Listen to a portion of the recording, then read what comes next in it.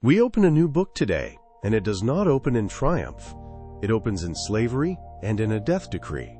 But hidden inside the darkest chapter is a basket drifting quietly on a river, and that basket will tell you everything about how God works when things look hopeless. Welcome back to Devotion Keys. Today is day 40. Today's reading, Hebrews chapter 6, verses 13 through 20, Exodus chapters 1 and 2, and Psalm chapter 40. If you haven't read it yet, pause, read it slowly in your own Bible, and come back so we can reflect together. Exodus begins with 4 heavy words. A new king arose who did not know Joseph. A whole generation forgot the man God used to save them and turned on his people. Israel is enslaved, and then it gets worse. Pharaoh gives the order to throw every baby Hebrew boy into the Nile. This is the bottom. If you were living it, you would be certain God had gone silent. And it is exactly there, at the bottom, that God begins his rescue. Not with an army, not with thunder, but with a baby. A mother hides her son for 3 months, and when she can't hide him anymore, she does something that sounds like surrender and is actually faith. She puts him in a basket and sets him on the very river that was supposed to kill him. And who pulls him out? The daughter of the same Pharaoh who signed the death order. The palace that decreed his death ends up raising his deliverer. Hold on to this. God's rescues almost never look like rescues at the start.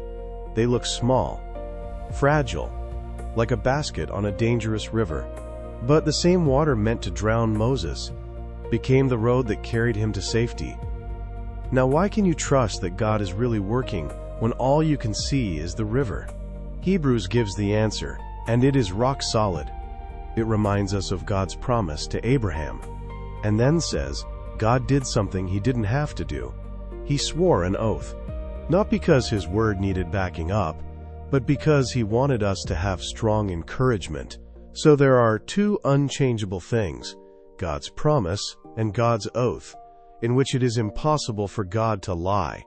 And then the image that anchors the whole day. This hope is an anchor of the soul, firm and secure, which enters into that which is behind the veil, where Jesus has entered as a forerunner for us.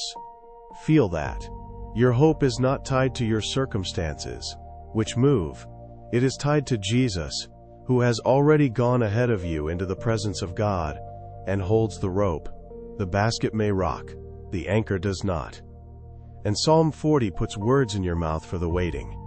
David remembers, I waited patiently for the Lord, and he inclined to me and heard my cry.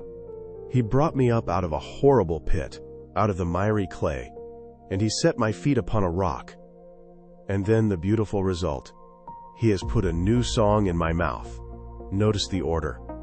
First the pit, then the waiting, then the lifting, then the new song.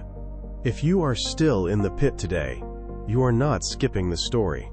You are in the part right before the lifting. The new song is coming. So here is what today leaves in your hands. Maybe your life feels like Exodus chapter 1 right now, a decree you didn't ask for, a season that feels like slavery, a silence you can't explain.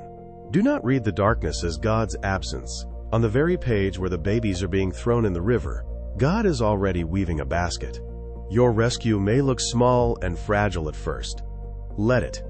Keep your soul anchored, not to how the river feels, but to the one who has gone behind the veil ahead of you and cannot lie.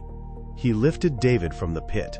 He floated Moses to a palace, and he has not forgotten the basket that carries you. That is today's reflection.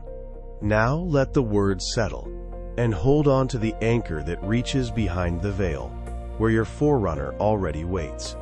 Come back tomorrow, day 41, when a bush burns without being consumed, and God tells a fugitive shepherd his name, one day at a time. Scripture from the World English Bible, public domain. This devotional was created with the help of artificial intelligence. Grace and peace from Devotion Keys. Short hero. The basket on the river. Verse. She placed the child in a basket among the reeds. Ref Exodus chapter 2 verse 3.